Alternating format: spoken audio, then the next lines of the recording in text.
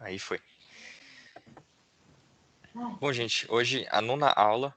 A gente tá chegando aí mais pro finalzinho de Hebreus. Já passamos agora da metade do livro de Hebreus. Então agora a gente tá chegando no ponto clímax da história, né? Do porquê, do ponto central do porquê que o autor escreveu a carta aos Hebreus.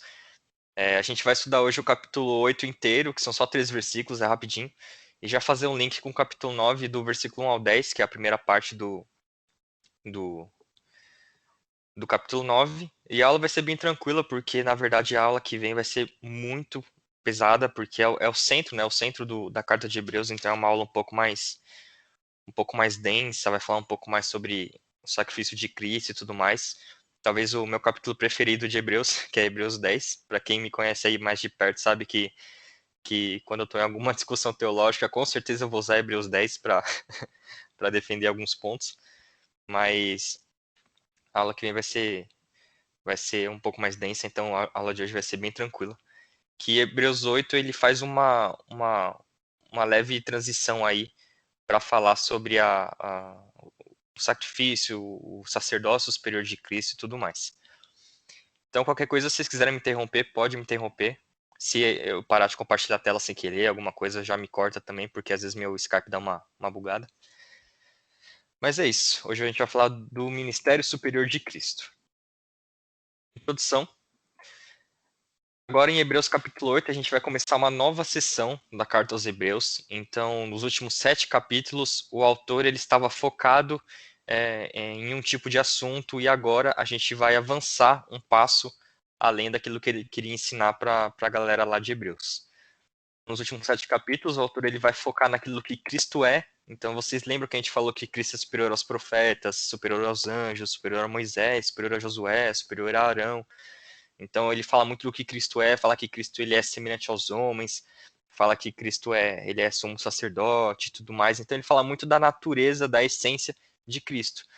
Só que agora, nessa mudança de sessão do livro de Hebreus, a partir do capítulo 8 agora em diante, o autor ele vai focar naquilo que Cristo fez. Então ele vai falar mais da obra de Cristo. Ele vai falar dos frutos do sacerdócio de Cristo, o que significa ter o sacerdócio de Cristo. Ele vai falar sobre o ministério de Cristo, que é um ministério superior ao ministério terreno, dos sacerdotes terrenos. Então, agora em diante, a gente vai falar um pouco mais sobre aquilo que Cristo fez, e culminando no capítulo 10 lá, que fala sobre o sacrifício de Cristo, que é o ponto máximo aí do autor da carta aos Hebreus. Então, vamos ler aqui Hebreus 1 e 2, que é mais a introdução para a gente começar a aula. Hebreus 8, 1 e 2, quem puder ler, pode ler. Está aí na tela já. Eu posso ler. Beleza. O mais importante é que temos o sumo sacerdote sentado no lugar de honra à direita do trono de Deus, majestoso no céu. Ele ministra ali no verdadeiro tabernáculo, o santuário construído pelo Senhor, e não pelas mãos humanas. Isso. Eu até peguei essa palavra aí no grego, que é kephalaion, e é uma coisa engraçada porque... Não engraçada, é uma coisa interessante, porque essa palavra kephalaion, ela só é usada 2 vezes no Novo Testamento, e a outra vez que ela é usada lá em Atos, para falar de montante de dinheiro. Então, para falar de muito dinheiro, uma quantidade grande de dinheiro. Aqui nesse contexto aos Hebreus, essa palavra vai ter muito sentido de, por exemplo, você pegar os últimos 7 capítulos, juntar e trazer um resumo. Então, quando o autor ele usa essa palavra aqui no capítulo 8, ele está mostrando, tipo, de tudo que eu falei, junta tudo isso que eu falei nos últimos 7 capítulos, e tem algo ainda mais importante, tem algo que culminou todos esses 7 capítulos, que é o fato de a gente ter um sumo sacerdote sentado à honra, num lugar de honra à direita do trono de Deus. Então, agora a gente entra numa parte da carta que é o resumo, que é o pico de tudo aquilo que o autor foi construindo até agora, como o Rodrigo falou na última aula, da questão de ascendente e tudo mais. A carta ela vai subindo a cada capítulo, e agora a gente chegou no ponto mais importante da carta. Que ele quer falar agora no momento que o sacerdócio de Cristo ele é superior ao sacerdócio terreno. E ele vai trazer diversos motivos para isso. Aqui no versículo 1 e 2 ele já traz 2 motivos do porquê o sacerdócio de Cristo ele vai ser superior aos sacerdotes da terra. Primeiro, porque Cristo é o único que está sentado à direita de Deus. Como vocês sabem, na ordem levítica, lá da lei mosaica, do Antigo Testamento, o altar e trono estavam separados, ou seja, o rei e o sacerdote não podiam ser a mesma pessoa. Na lei mosaica, o rei era o rei e o sacerdote era o sacerdote, não podia ser a mesma pessoa. Então, quando ele fala que Cristo ele é sacerdote e está sentado à direita de Deus no trono, a galera entende, poxa, Cristo é sacerdote e Cristo é rei. E isso somente Cristo conseguiu dentro da lei mosaica, né? Tirando o caso lá de Melquisedeque que a gente falou da aula passada, que Melquisedeque não necessariamente estava dentro da lei mosaica, né?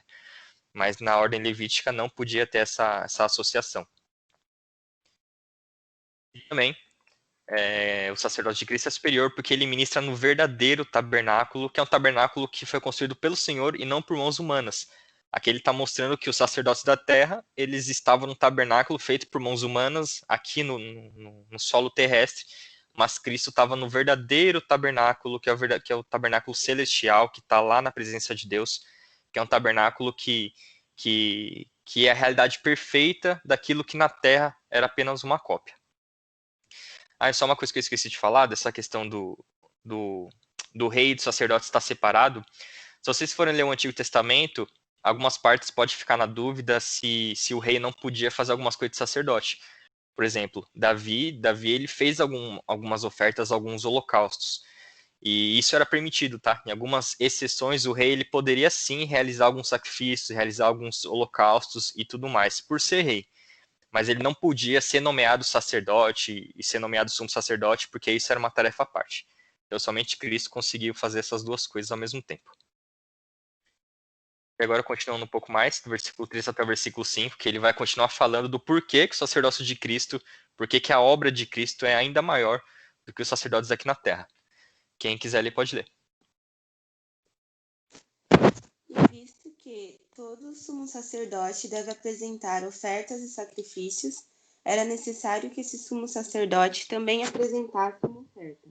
Se ele estivesse aqui na terra, nem seria sacerdote, pois já existem sacerdotes que apresentam as ofertas exigidas pela lei. O serviço sacerdotal que eles realizam é apenas uma representação, uma sombra das coisas celestiais. Pois, quando Moisés se preparava para construir o tabernáculo, Deus o advertiu: cuide para que tudo seja feito de acordo com o modelo que eu lhe mostrarei. Certo. Então ele vai trazer mais motivos nesses versículos do porquê o sacerdote de Cristo é superior. Em terceiro lugar, porque Cristo apresentou uma oferta melhor. Aqui ele vai falar que os sacerdotes apresentavam as ofertas e sacrifícios e tudo mais, mas Cristo ele também apresentou essa oferta, e essa oferta foi o próprio corpo em favor da sua igreja, e por conta disso, Cristo apresentou uma oferta ainda melhor do que os sacerdotes seriam capazes de apresentar. Em quarto lugar, Cristo ele é sacerdote segundo uma ordem melhor. Então aqui, no versículo 4, ele fala que se Cristo estivesse na terra, ele nem seria sacerdote. Então, como a gente falou nas últimas aulas, Cristo ele era da tribo de Judá. E para ser sacerdote, de acordo com a lei mosaica, de acordo com a ordem levítica, tinha que ser da tribo de Levi. Então, se estivesse aqui na terra, Cristo nem poderia ser sacerdote por conta disso. Mas uma vez que Cristo é segundo a ordem de Melquisedeque, que é uma ordem eterna e que dura para sempre, o sacerdócio dele é ainda maior do que o sacerdócio terrestre. Em quinto lugar, Cristo ele é a realidade celestial daquilo que era apenas uma sombra terrena. Então aqui fala que, no versículo 5, que o serviço sacerdotal que eles faziam era apenas uma representação, uma sombra das coisas celestiais. Então, Augusto Nicodemos ele disse que a religião do Antigo Testamento era uma sombra que projetava o Messias, e porque Cristo veio, não precisamos mais dessa sombra. Donald Groot ele diz que o propósito do escritor, aqui na Carta aos Hebreus, não é reduzir as glórias da sombra, mas ressaltar a glória da substância. Então, por que, que o sacerdócio de Cristo é extremamente superior? Porque todo o sacerdócio do Antigo Testamento, o sacerdócio da Antiga Aliança, somente era uma sombra, somente era uma representação daquilo que viria de maneira real. É que nem, por exemplo, essa imagem que eu coloquei. A sombra, ela por exemplo, é uma coisa preta, preta no sentido de que você não sabe do que ela é feita, você não sabe se ela é de plástico, se ela é de madeira, se ela é de bronze. Você só vê a sombra de uma coisa que existe. Porém, quando você vê a cruz aqui da foto de verdade, você sabe, poxa, a cruz ela é marrom, ela é de madeira, ela tem tantos centímetros, ela tem tanto de altura, ela tem tanto de comprimento, ela tem tanto de profundidade. Então, quando você vê a realidade, você entende muito melhor sobre aquilo que é a verdade. Então, esse é o mesmo modo de falar a respeito do sacerdócio do Antigo Testamento. Só serviu para ser uma sombra de algo que agora a gente tem a essência, e essa essência é o próprio Cristo. Então, aqui nesses 5 versículos, ele continua provando que Cristo tem um sacerdócio ainda maior. Agora, partindo um pouco mais para frente, ele falou do sacerdócio de Cristo e agora a gente vai falar um pouco do ministério de Cristo, que também é um ministério superior. Quem puder ler esses 2 versículos pode ler.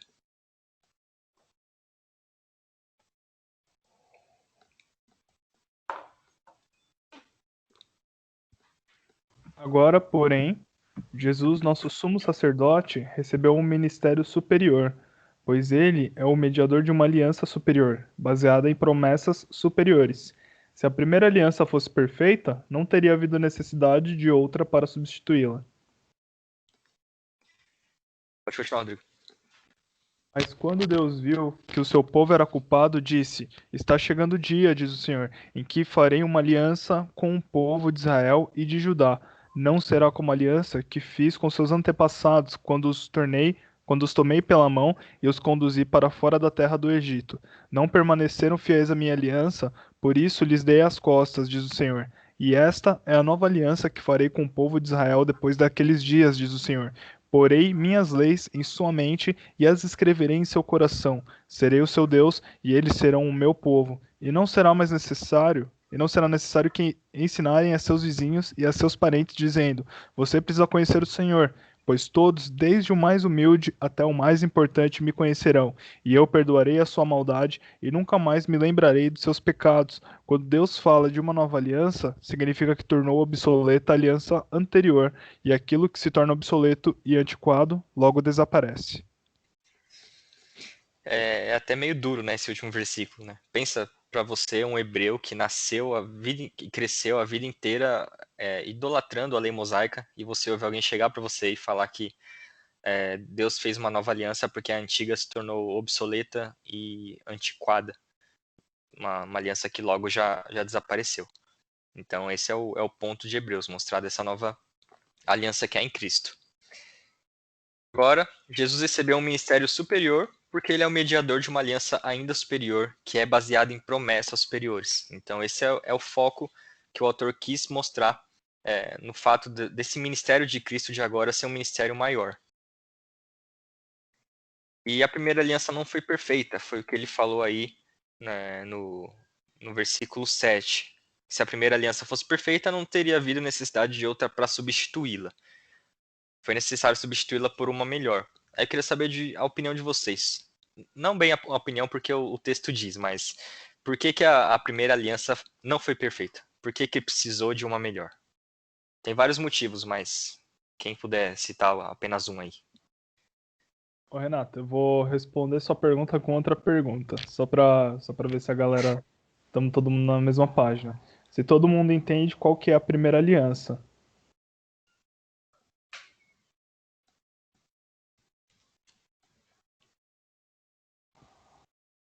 Todo mundo entende o que que é a primeira aliança? Se não entender, fica tranquilo que daqui a pouco a gente vai falar. Você vai falar? Porque no Beleza. capítulo 9 ele vai. No capítulo 9 ele vai dar uma retomada no que era a primeira aliança. Porque o autor aos Hebreus ele faz tudo meio. tudo meio difícil. Mas beleza. Tem a ver com, tipo, porque eles faziam sacrifício para perdoar os pecados, mas, tipo, meio que. Eles continuavam pecando e meio que tornou, tipo, só um. Que só cobria o pecado, não removia, né? Também. Tem essas duas questões. A Bia falou da questão da culpa, dos pecados do homem, que não adianta nada, né? Ter uma aliança, sendo que o ser humano ainda continua fazendo bobagem. E também, sim, a antiga aliança não perdoava de maneira verdadeira os pecados, ela apenas cobria a ira de Deus, né? Isso que a Dani falou A gente vai falar um pouco no capítulo 9, porque o autor aos Hebreus ele é meio engraçado, né? Ele escreve uma coisa e quando ele fala de um assunto, ele sente na necessidade de explicar mais a fundo aquele assunto. Então, o começo do capítulo 9, ele vai explicar um pouco mais a fundo o que é essa antiga aliança, ele dá um resuminho de todas as regras do Antigo Testamento. Mas, por enquanto, essa é a questão. A aliança ela não foi perfeita justamente porque o homem ele teve a culpa do seu pecado. Então, aqui no versículo 8, o autor vai falar assim, que quando Deus viu que seu povo era culpado, disse. Aí ele cita aqui Jeremias, que fala de que Deus ia fazer uma nova aliança. Então, a verdade é que a aliança foi imperfeita porque o homem foi totalmente perfeito e não foi capaz de cumprir essa aliança. Toda vez que Deus faz uma aliança com o povo, Deus ele se responsabiliza totalmente por essa aliança e ele não quebra essa aliança. O problema é que os seres humanos sempre quebraram essa aliança que Deus tinha feito com o homem. Então, sempre que a aliança é imperfeita, e por isso foi necessário substituir por uma melhor, porque no Antigo Testamento o homem foi extremamente culpado e não seguiu a lei mosaica. Aqui, quando o autor ele fala de uma aliança, a antiga aliança, ele está fazendo um resumo da aliança do Antigo Testamento, que é basicamente a lei mosaica, a lei civil de Moisés, a lei cerimonial lá do templo de Moisés e tudo mais. Então, quando ele fala antiga aliança, ele está fazendo um apanhado geral do Antigo Testamento. E agora nós temos uma nova aliança, que essa palavra é no grego diateque, que tem um significado de testamento. E é por isso que lá, quando Cristo está ministrando a ceia, ele fala que este cálice é o novo testamento no meu sangue. Em outras versões falam que é a nova aliança. Então, nova aliança tem esse sentido também de testamento. Por isso que nosso Novo Testamento é chamado de Novo Testamento, porque é uma nova aliança com a humanidade. Temos agora uma nova aliança com Deus, mediada por Jesus Cristo, reservada a Israel de Deus. E aqui tem outra pergunta que eu queria fazer para vocês.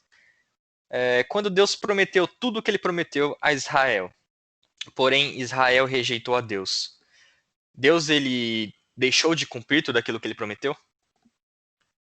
Por exemplo, Deus prometeu aí que ia fazer uma nova aliança com Israel, ia colocar a lei no coração de Judá e tudo mais. Porém, a gente sabe que Israel até hoje não tem não reconhece Cristo como seu Salvador, né? E aí Deus ele prometeu, mas não vai cumprir, ou ele prometeu mais ou menos? Como é que funciona isso daí? Quem que tem alguma noção? A gente sabe que é impossível que Deus minta, né? Então, tudo aquilo que ele prometeu, com certeza se cumprirá, né? E até essa passagem de Jeremias, dessa promessa de Deus, acredito que nós, gentios, estamos inclusos nessa promessa também, porque nós somos tecnicamente filhos de Abraão pela fé, né? A gente vê, se não me engano, é Romanos que fala isso, né? E ele não mente, porque quem diz que Jesus mente é um ignorante, porque se Jesus cumprir uma promessa, ele faz, e ele não é mentiroso. Tá certo, concordo com os dois. Mais alguém? Tem alguma ideia? Ou estamos satisfeitos com essa resposta?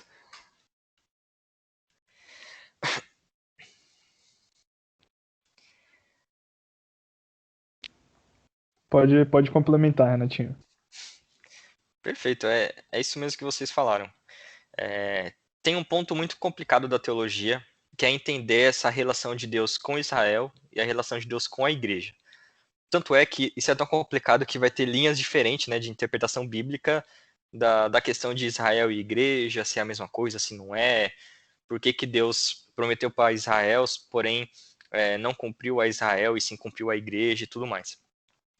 A verdade é, se você for ler lá em Romanos 9, no Romanos 9 e também em Romanos 11, Paulo vai deixar bem claro, Deus não falhou com Israel. Tudo que Deus prometeu para Israel, Deus cumpriu, e se não somente cumpriu, ele também vai cumprir. Todas as promessas para Israel serão cumpridas, ainda que Israel tenha sido infiel com Deus. Porque lá em 2 Timóteo 2 vai falar que ainda que nós sejamos infiéis, Deus continua sendo fiel, porque ele não pode negar a si mesmo, ele não pode negar o seu caráter, e aquilo que ele prometeu, ele vai cumprir. Agora, tem essa questão que o Rodrigo falou, da questão de que nós somos filhos da promessa. Pela fé, nós somos filhos de Abraão. Tanto é que lá em Romanos 9, Paulo vai falar, por acaso Deus mentiu, Deus não cumpriu a sua promessa? Negativo. Deus cumpriu sim, porque nem todos que são filho de Abraão, de Abraão da carne, são necessariamente filho da promessa. Muitos são israelitas, mas não são Israel de Deus. Não são o povo que Deus deu o dom da fé, o povo que Deus salvou. Então, por isso que eu coloquei até aí Gálatas 6,16, em que Paulo vai falar que nós somos a Israel de Deus, a igreja é a Israel de Deus. Então, do Antigo, desde Gênesis, do Antigo Testamento, desde Gênesis até o Novo Testamento, Apocalipse, há um só povo, e esse povo é a Israel de Deus. No Antigo Testamento, a gente vê que Deus ele não escolheu toda a nação. Lá em Romanos 9, Paulo fala que Deus não escolheu a nação toda de Israel.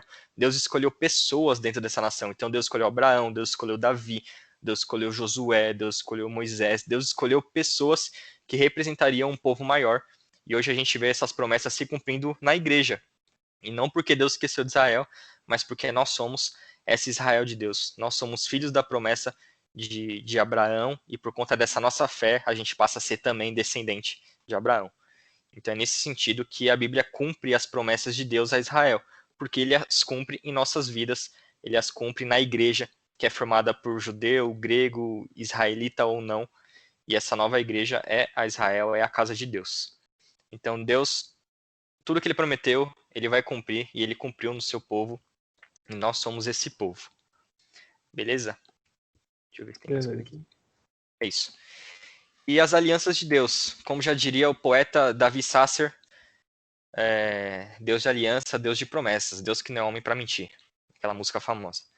E a gente sabe que Deus é um Deus de alianças. Quando a gente vai olhar durante toda a Bíblia, a gente vê que Deus fez pelo menos 7 alianças com a humanidade. Primeiro foi a aliança edênica, que é a aliança lá no Jardim do Éden, quando Deus fala: multipliquem, sejam férteis, domine sobre os animais, dominem sobre os animais do mar, sobre os animais do campo, domine sobre tudo. Essa foi a primeira aliança de Deus. Depois Deus fez uma aliança adâmica, que foi a aliança com Adão, após a queda de Adão e Eva, que é aquele momento que Deus fala que a mulher vai ter dores de parto, que o homem vai ter que trabalhar, vai ter que comer através do seu suor e tudo mais. Depois Deus faz uma outra aliança com Noé, a aliança noaica, depois que Deus destrói a humanidade por conta do dilúvio, ele faz uma aliança com Noé de que ele nunca mais destruiria toda a humanidade por meio da água. Inclusive aparece o arco-íris como lembrança dessa aliança. Depois Deus faz uma aliança com Abraão, que é a famosa aliança de que por meio de Abraão todas as famílias seriam benditas na terra, que de Abraão teria uma descendência enorme e tudo mais. Essa foi a aliança com Abraão. Depois também Deus fez uma aliança com Moisés, que foi toda a lei mosaica, a lei civil e a lei cerimonial de Moisés. Depois Deus fez uma aliança davídica, foi a aliança com Davi, quando ele fala que do trono de Davi viria, né, o Messias, quando ele mostra que o descendente de Davi que iria construir o templo do Senhor, porque lá no fim da vida de Davi, vocês lembram que Davi ficou meio triste porque ele não tinha construído um templo para Deus, né? Deus morava num tabernáculo e Davi morava num templo. Então ele falou: poxa Deus, queria ter feito um templo para o Senhor. Aí Deus faz essa aliança com Davi, mostrando que o filho dele iria construir o templo, que foi o que aconteceu. Salomão construiu o templo. E depois nós temos a nova aliança, que é essa que a gente leu agora em Hebreus 8, que está lá em Jeremias 31, 31 a 37, quando ele fala que Deus diz que está chegando o dia em que Deus fará uma nova aliança com o povo de Israel, o povo de Judá, e ele fala que não vai ser uma aliança como ele fez com os antepassados e tudo mais, vai ser uma nova aliança, que ele vai escrever as leis na mente, vai escrever as leis no coração, ele será nosso Deus, nós seremos o seu povo, e tem essa nova aliança, que é a aliança em que nós vivemos hoje. A nova e a última aliança da parte de Deus. Isso daí é poderoso, né?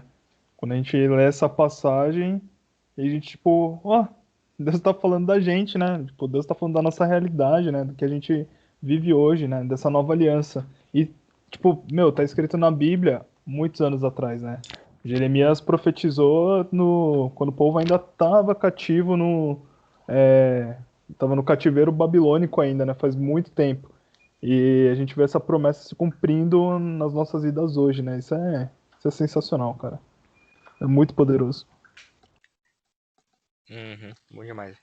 Inclusive, aqui eu vou ler direto de Jeremias 31, 31 e 37, porque é rapidinho, é uma passagem muito bonita, que eu vou ler aqui na NVT. Jeremias 31, 31 e 37. Está chegando o dia, diz o Senhor, em que farei uma nova aliança com o povo de Israel e de Judá. Não será como a aliança que fiz com seus antepassados, quando os tomei pela mão e os tirei da terra do Egito. Embora eu os amasse como o marido ama a esposa, eles quebraram a aliança, diz o Senhor. E esta é a nova aliança que farei com o povo de Israel depois daqueles dias, diz o Senhor. Porei minhas leis em seu coração e em sua mente, e serei o seu Deus, e eles serão o meu povo. E não será necessário ensinar a seus vizinhos e parentes, dizendo: Você precisa conhecer o Senhor, pois todos, desde o mais humilde até o mais importante, me conhecerão, diz o Senhor. E eu perdoarei sua maldade, e nunca mais me lembrarei de seus pecados. O Senhor dá o sol para iluminar o dia, e a lua e as estrelas para iluminarem a noite. O Senhor agita o mar e faz rugir as ondas. Seu nome é Senhor dos Exércitos, e é isto que ele diz: Assim como não anulo as leis da natureza, não descartarei meu povo Israel. Assim diz o Senhor. Assim como não se pode medir os céus, nem explorar os alicerces da terra, não rejeitarei o povo de Israel pelo mal que fizeram. Eu, o Senhor, falei.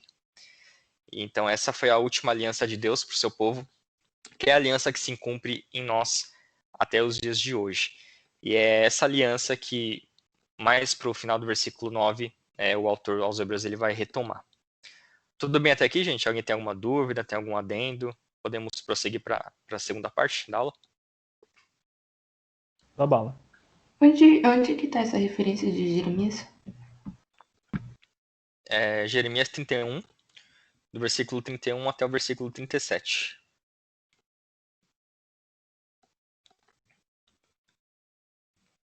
Deixa eu ver só se eu passei um pouco. É isso mesmo. Jeremias 31, 31 a 37. Bom, então continuando. Agora, como eu tinha falado, o autor dos Hebreus ele é um cara muito interessante, porque ele não consegue dar ponto sem nó. Sempre que ele fala de um assunto novo, ele se sente na necessidade, na obrigação de explicar o que ele quis dizer com aquilo. Então, já que ele está falando de uma nova aliança, de que Cristo ele é mediador de uma nova aliança, ele tem um ministério superior, focado em promessas superiores, que é melhor do que a antiga aliança, que é a primeira aliança, que não foi perfeita e tudo mais, ele sente na necessidade de explicar o que foi a antiga aliança. Então é isso que ele faz do versículo 9, do capítulo 9, do versículo 1 até o 10. Ele vai dar uma resumida, uma explicada para quem esqueceu o que foi o Antigo Testamento. Ele dá uma boa pincelada e é sempre útil a gente relembrar como funcionavam as coisas lá no Antigo Testamento para fazer sentido na nossa cabeça. Quem puder ler, pode ler. Hebreus 9, aí tá do versículo 1 até o versículo 3.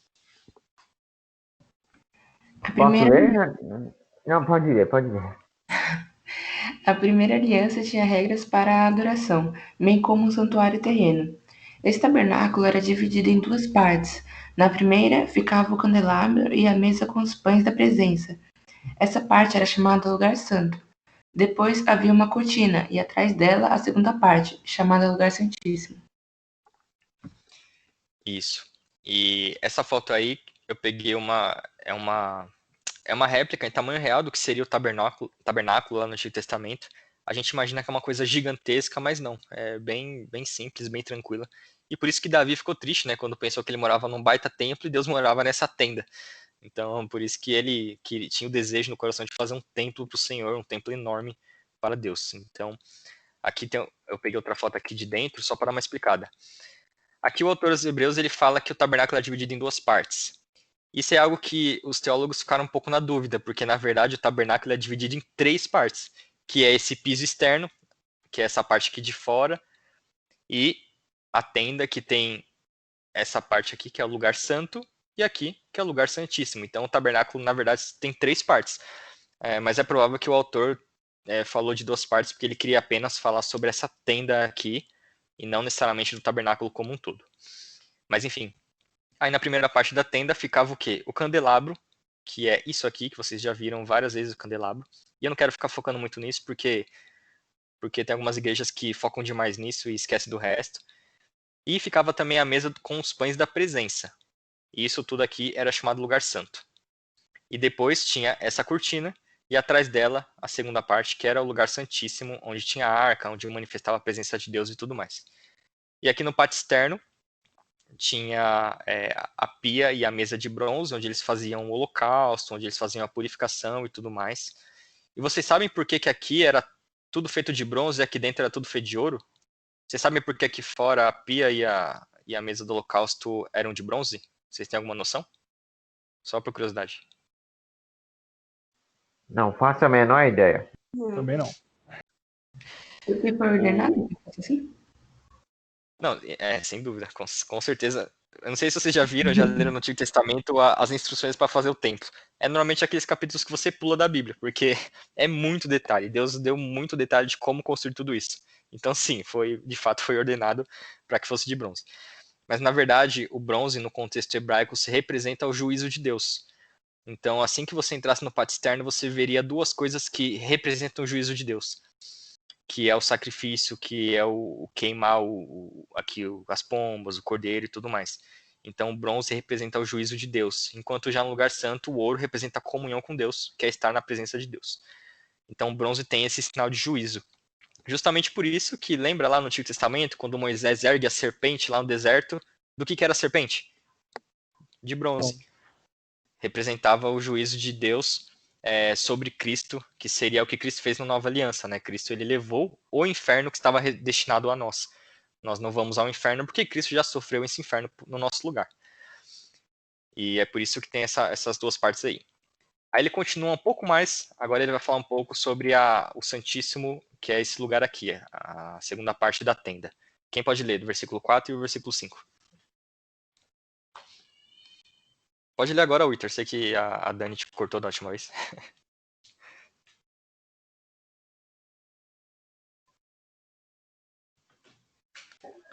Capítulo 9, é o 9 e 10. Do 9, Tá aqui na tela. do 1 ao 10. Não, do versículo 4 e o 5. Desculpa, que tá aqui. Tá, desculpa. Que tinha do capítulo 9, né? Hebreus. Isso, Hebreus 9, versículo 4 e 5. Tá bom, obrigado. Que tinha o incensário de ouro e a arca da aliança, coberta de ouro, toda em redor, em que estava um vaso de ouro que continha o maná e a vara de Arão, que tinha florescido, e as tábuas da aliança.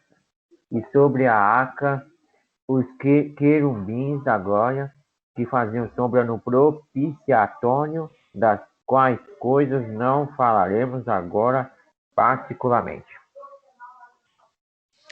É isso. E aqui vocês veem que ele fala que o altar de ouro para o incenso e a arca da aliança ficavam dentro do lugar santíssimo. E se vocês verem a foto aqui, tá vendo o meu mouse? Isso aqui é o altar de ouro para o incenso. E nessa foto e nas demais fotos que vocês for procurar no Google, você vai ver que esse incenso não está dentro do Santíssimo e sim desse lado. Agora, por que o autor falou desse jeito? Não sabemos. Nenhum teólogo sabe o porquê que ele colocou o altar de incenso no lugar do santo e não no Santíssimo. A localização desse altar é meio ambígua, tá? Então, muitas vezes na Bíblia você vai ver em lugares diferentes. Mas, no geral, a gente entende que estava nesse lugar santo e no Santíssimo estava somente a arca. E dentro da arca, uma coisa que todo crente tem que saber, que toda gincana bíblica perguntam, dentro da arca tinha 3 coisas: o maná, a vara de Arão e as tábuas de pedra da aliança, que eram os 10 mandamentos. O maná, eles tinham uma porção do maná, que era aquela semente que caiu do céu lá durante o deserto. E vocês lembram o que maná significa no hebraico? Só por curiosidade? Que é isso? Isso. Maná significa, que isso? Você vê que criatividade que eles tinham para dar nomes. Maná tinha a vara de Arão e as tábuas de pedra. O maná representava na nova aliança, ele representa o Cristo, né, o pão vivo que desceu do céu. Lá em João 6, Cristo fala isso, né, que ele é o pão vivo que desceu do céu. A vara de Arão que floresceu está relacionado para que o povo lembre de obedecer aos líderes, para que o povo não se rebele contra os líderes. Porque, não sei se vocês lembram na história, mas tinha um cara lá no Antigo Testamento chamado Corá, e ele juntou vários líderes de Israel para ir contra Moisés e contra Arão. Eles queriam ir contra o chamado de Moisés. Só que aí acontece aquilo lá que vocês já viram falar, que o chão abre e consome todos esses protestantes aí que estavam protestando contra Moisés e contra Arão. E aí, então, Deus fala para pegar uma vara de cada líder da tribo de Israel. Então, 12 tribos pegaram 12 varas, colocaram lá dentro do tabernáculo, e no dia seguinte a vara que florescesse seria a vara que seria o líder de Israel, no caso seria o primeiro sacerdote ali de Israel. E foi a vara de Arão que floresceu. Então, por isso que Arão foi o primeiro sacerdote, e assim todos os descendentes de Arão, da tribo de Levi, viraram sacerdotes. Então, quando tem essa vara que floresceu dentro da Arca da Aliança, é para que eles lembrem que a rebeldia tem um custo muito alto e para que eles não se rebelem mais contra os líderes. E as tábuas de pedra, os 10 mandamentos, que é toda a lei moral. O resumo do Antigo Testamento são os 10 mandamentos. E a Arca da Aliança tinha os querubins em cima da arca, porque os querubins estão relacionados ao poder e à majestade de Deus. Toda vez que aparece querubim no Antigo Testamento, aparece mostrando como revelando a glória de Deus, revelando o poder de Deus e tudo mais. Enquanto serafins estão relacionados à santificação e à purificação. São os detalhezinhos do Antigo Testamento que é sempre bom dar aquela relembrada, porque vira e mexe a gente acaba esquecendo. Mas agora não é momento de explicar essas coisas em detalhes, como disse aqui o autor, porque ele tinha mais coisa para focar, que é o que a gente vai focar agora para finalizar a aula, que é do versículo 6 até o versículo 10, que eu vou ler aqui. Quando tudo estava preparado, os sacerdotes entravam regularmente no lugar santo para cumprir seus deveres sagrados. Mas apenas o sumo sacerdote, só uma vez por ano, entrava no lugar santíssimo. Ele sempre apresentava o sangue do sacrifício pelos próprios pecados e pelos pecados que o povo havia cometido por ignorância. Com essas regras, o Espírito Santo mostra que o caminho para o lugar santíssimo não havia sido aberto enquanto o primeiro tabernáculo continuava em uso. Essa é uma ilustração que aponta para o tempo presente, pois as ofertas, os sacrifícios que os sacerdotes apresentam não podem criar no adorador uma consciência totalmente limpa. Tratava-se apenas de alimentos e bebidas e várias cerimônias de purificação que eram regras externas, válidas apenas até que se estabelece um sistema melhor. Então aqui, para ir para a última parte da aula, ele vai falar aquilo que, lembra que eu falei que a Dani tinha falado há um tempo atrás? Que ele vai mostrar por que a antiga aliança também não foi suficiente. Ele fala que o sacerdócio de Cristo era superior, ele fala que o ministério de Cristo era superior, e agora ele reserva esses versículos para provar para a gente por que a antiga aliança, por que todas essas regras, todo o tabernáculo, tudo isso não foi suficiente para que Deus precisasse de uma nova aliança, de um sistema melhor. Então, como eu disse, toda essa exaustiva descrição do autor tem como foco mostrar que o santuário da antiga aliança é inferior ao santuário da nova aliança. Por quê? Primeiro que o santuário da antiga aliança era terrestre, que é o que está lá no versículo 1, e hoje o santuário da nova aliança é o santuário celestial. Segundo, era um santuário inacessível ao povo. Lá no versículo 7 ele vai falar que somente o sumo sacerdote, uma vez por ano, podia entrar no lugar santíssimo. E hoje a gente sabe que esse acesso está disponível para nós desde que Cristo morreu na cruz e o véu foi rasgado. Agora a gente tem acesso total a esse santuário. Terceiro, era um santuário temporário. Lá no versículo 8 ele vai falar que essas regras, tudo isso, o Espírito Santo mostra que o caminho para o lugar santíssimo não havia sido aberto enquanto o primeiro tabernáculo continuava em uso. Então, o primeiro tabernáculo ele foi só algo temporário para algo que precede a nova aliança, que seria um santuário eterno. E também porque o antigo santuário não removia a culpa do povo de Deus, ele apenas encobria os pecados, ele apenas aplacava a ira de Deus. E, em quinto lugar, eram apenas regras externas, que lá no versículo 10 ele fala que todos esses alimentos, bebidas e várias cerimônias de purificação eram apenas regras externas que não colocavam no adorador um senso de consciência limpa, né? Que ele fala que não fazia com que o adorador tivesse uma consciência mais limpa. Então era uma coisa que só mexia com a parte externa e não com a parte interior. E é por isso que na nova aliança Deus fala que vai escrever a lei no coração, vai cravar a lei na nossa mente, porque é algo mais de dentro para fora e não algo que é de fora para dentro. Então o antigo santuário eram apenas regras externas, que aqui no grego ele até fala que eram regras da carne, apenas para mostrar o exterior do ser humano. E a antiga aliança tornou-se obsoleta e insuficiente porque ela guardava a revelação de uma aliança superior mediada pelo Filho de Deus, que é o assunto da próxima aula. Então agora na próxima aula a gente vai entrar literalmente na nova aliança e literalmente no sacrifício de Cristo, que é o texto áureo de Hebreus, que é o finalzinho do capítulo 9, e o capítulo 10, até a metade do capítulo 10, que é, como eu já disse no começo da aula, uma das minhas passagens favoritas para toda e qualquer dúvida que você possa ter a respeito do sacrifício de Cristo. Se você tem dúvida da morte de Cristo, leia Hebreus 10 para a próxima aula, que com certeza vai ficar muito mais claro do porquê que Cristo precisou morrer e do porquê que a gente entende que o sacrifício de Cristo é suficiente, porquê que a gente entende que o sacrifício de Cristo removeu toda a nossa culpa, e não apenas uns pecados, mas removeu todos os nossos pecados. Enfim, agora a gente vai falar na aula que vem sobre a nova aliança, que é o ponto máximo aqui da carta de Hebreus.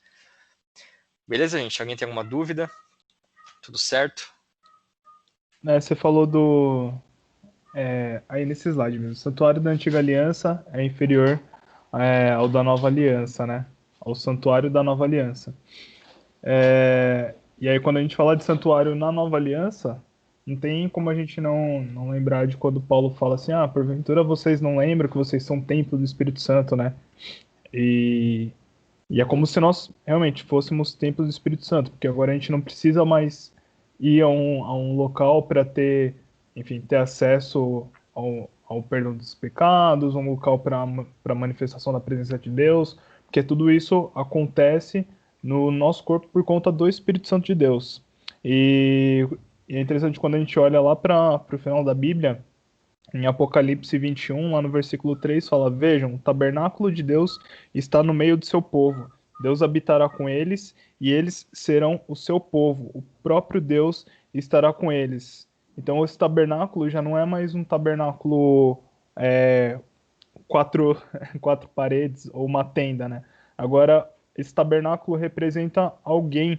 Esse tabernáculo é o próprio Jesus Cristo. E lá no versículo 22 ainda de Apocalipse 21 fala: Não vi templo algum na cidade, pois o Senhor Deus Todo-Poderoso e o Cordeiro são o seu templo. Então, no final de tudo, nos novos céus e na nova terra, não vai ter igreja, não vai ter templo. O templo vai ser o próprio Deus em comunhão plena com cada um de nós. Então, no Antigo Testamento, quando o sacerdote entrava lá no Santo dos Santos, ou quando o próprio povo ia até a tenda do encontro, ao templo, para poder ter uma comunhão com Deus, na nova aliança, tudo isso daí muda, né? Agora não tem mais esse acesso restrito. Agora, agora eu já estou com uma expectativa de uma esperança futura na volta de Cristo. Vai ser o próprio Deus habitando em plenitude e ele será esse templo, né? A gente vai ter essa comunhão plena com Jesus Cristo. Isso daí é muito mais perfeito.